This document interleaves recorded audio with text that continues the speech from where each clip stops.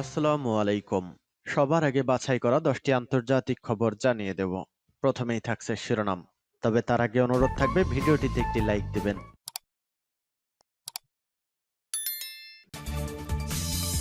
ফিলিস্তিন জিন্দাবাদ, জয় ফিলিস্তিনেরই হবে। দর্শক, আমাদের হাতে এসেছে সর্বশেষ ভয়ঙ্কর সব আপডেট, আন্তর্জাতিক সংবাদ। প্রথমেই জানিয়ে দিব সংবাদ শিরোনাম। লোহিত সাগরে মার্কিন যুদ্ধজাহাজ ও ইয়েমেনি বাহিনীর সংঘর্ষ।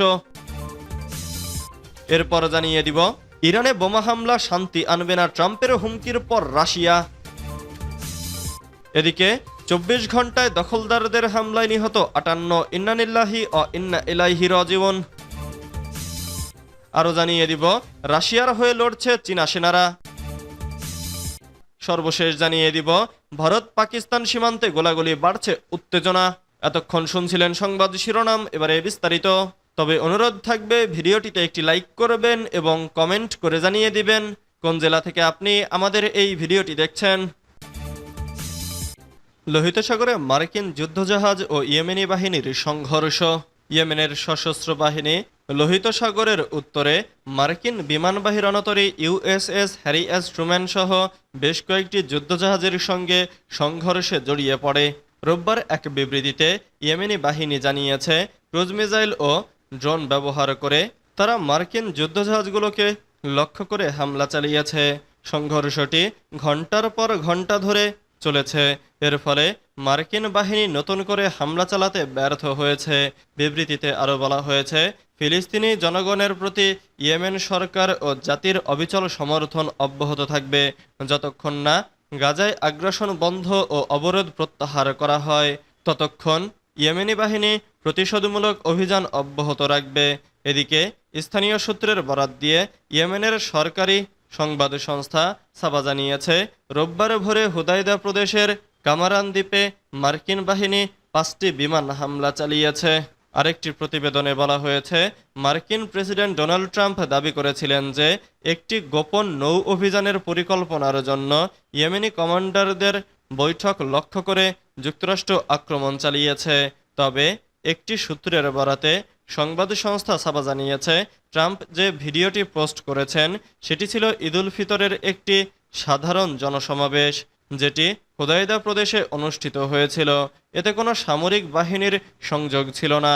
সূত্রটি আরও বলছে, এটি একটি মার্কিন অপরাধ। এই হামলায় ডজন খানেক মানুষ হতাহত হয়েছে। এটি প্রমাণ করে যে ইয়েমেনে আমেরিকার আগ্রাসন ব্যর্থ ও পরাজয়ের মুখে পড়েছে। তবে গাজায় আমেরিকা ও ইসরায়েল গণহত্যা ও দখলদারিত্ব চালিয়ে যাচ্ছে। ইরানে বোমা হামলা শান্তি আনবে না, ট্রাম্পের হুমকির পর রাশিয়া। রাশিয়া বলেছে ইরানের বিরুদ্ধে অবিরাম হুমকিতে বিশ্ব ক্লান্ত হয়ে পড়েছে এবং দেশটিতে বোমা হামলা শান্তি আনবে না। মস্কো আরও সতর্ক করে বলেছে যে ইরান ইতোমধ্যে প্রতিশোধমূলক ব্যবস্থা নিচ্ছে। ব্রিটিশ বার্তা সংস্থা রয়টার্স এ খবরে জানিয়েছে। বুধবার রাশিয়ার পররাষ্ট্র মন্ত্রণালয়ের মুখপাত্র মারিয়া জাখারোভা এ কথা বলেন। তিনি বলেন, ইরানের বিরুদ্ধে অবিরাম হুমকিতে বিশ্ব সত্যিই ক্লান্ত। বোমা হামলা করে শান্তি আনা যায় না, এ বোধ এখন বাড়ছে। ইরানের পারমাণবিক কর্মসূচি নিয়ে যুক্তরাষ্ট্রের সঙ্গে শনিবার আলোচনা হতে যাচ্ছে। তবে ইরানি কর্মকর্তাদের মতে আলোচনায় অগ্রগতির ব্যাপারে তেহরানের আস্থা কম এবং যুক্তরাষ্ট্রের উদ্দেশ্য নিয়ে তাদের গভীর সন্দেহ রয়েছে। সোমবার যুক্তরাষ্ট্রের প্রেসিডেন্ট ডোনাল্ড ট্রাম্প এ আলোচনার ঘোষণা দেন। গত জানুয়ারিতে তিনি শপথ নেয়ার পর থেকে ইরানের বিরুদ্ধে সামরিক হামলার হুমকি দিচ্ছেন। ক্রেমলিনের মুখপাত্র দিমিত্রি পেসকভ বলেন, মস্কো যুক্তরাষ্ট্রের অত্যন্ত কঠোর বক্তব্য সম্পর্কে সচেতন এবং ইরান প্রতিশোধমূলক ব্যবস্থা নিচ্ছে। তার মতে সংঘাতের বদলে সংলাপের ওপর জোর দেওয়া উচিত। ইরানের পারমাণবিক কর্মসূচি দীর্ঘদিন ধরে বিশ্বমহল ও তেহরানের মধ্যে উত্তেজনার কারণ। 1950 এর দশকে যুক্তরাষ্ট্রের সহায়তা এবং কর্মসূচি শুরু হলেও 1979 সালের ইসলামী বিপ্লবের পর ইরান ও ওয়াশিংটনের ঘোর বিরোধিতা শুরু হয়। যুক্তরাষ্ট্র, ইসরায়েল ও কিছু ইউরোপীয় দেশ দাবি করে ইরান গোপনে পারমাণবিক অস্ত্র তৈরির চেষ্টা করছে। তবে তেহরান এ দাবি অস্বীকার করে আসছে।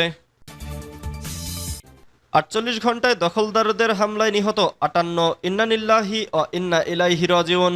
অবরুদ্ধ গাজা উপত্যকায় ২৪ ঘন্টায় দখলদার ইসরায়েলি বাহিনীর হামলায় আরও কমপক্ষে ৫৮ ফিলিস্তিনি নিহত হয়েছে।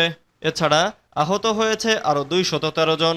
গাজার স্বাস্থ্য মন্ত্রণালয় এ তথ্য নিশ্চিত করেছে। পুরো গাজা জুড়েই ধ্বংসযজ্ঞ চালাচ্ছে ইসরায়েল। খবর আল জাজিরার।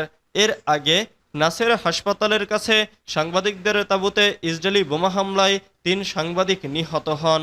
চলমান ইসরায়েলি আগ্রাসনে গাজানগরী ধ্বংসস্তূপে পরিণত হয়েছে। অবরুদ্ধ এই উপত্যকায় ইসরায়েলের কড়াকড়ি আরোপের ফলে ৬,০২,০০০ শিশু পোলিও টিকা থেকে বঞ্চিত হওয়ায় স্থায়ী স্বাস্থ্য ঝুঁকিতে পড়েছে। যুদ্ধবিরতি লঙ্ঘন করে ইসরায়েল গত ১৮ মার্চ থেকে গাজায় বড় আকারের বিমান ও স্থল অভিযান শুরু করেছে। শুধু তাই নয়, ক্রমাগত নিজেদের নিয়ন্ত্রণ সম্প্রসারণ করে চলেছে দখলদার ইসরায়েল। এখন পর্যন্ত এই উপত্যকার ৫০% অংশ দখলে নিয়েছে ইসরায়েলি সামরিক বাহিনী। এতে নিজ ভূমিতে অস্তিত্বহীন হয়ে পড়েছেন অধিকাংশ ফিলিস্তিনি। ২০২৩ সালের ৭ অক্টোবর থেকে ইসরায়েলি বাহিনীর বর্বরতায় এখন পর্যন্ত ৫০,৮১০ জন ফিলিস্তিনি প্রাণ হারিয়েছেন। তাদের বেশিরভাগই নারী এবং শিশু। এছাড়া আহত হয়েছে আরও ১,১৫,৬৮৮ জন। রাশিয়ার হয়ে লড়ছে চীনা সেনারা। ইউক্রেনের দনেৎস্ক অঞ্চলে ২ চীনা সেনাকে আটক করেছে দেশটির সেনাবাহিনী।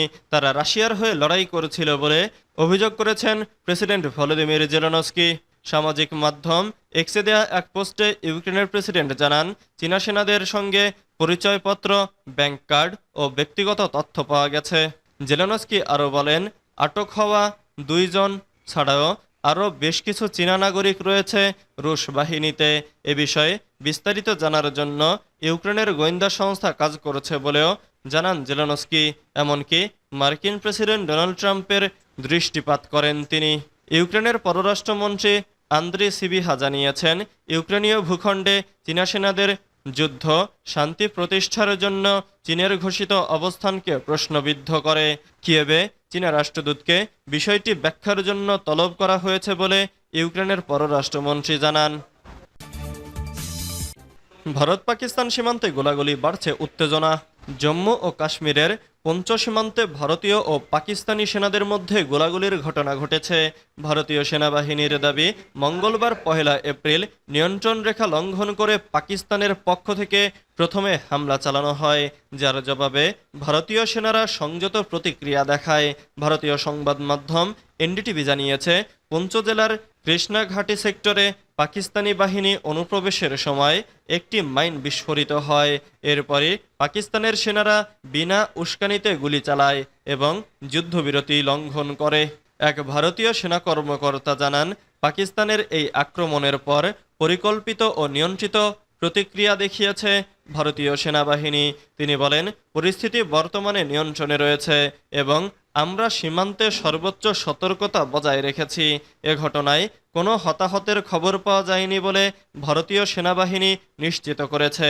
তবে তারা ২ দেশের সামরিক বোঝাপড়া ও চুক্তিগুলো মেনে চলার আহ্বান জানিয়েছে, যাতে নিয়ন্ত্রণ রেখায় শান্তি বজায় থাকে।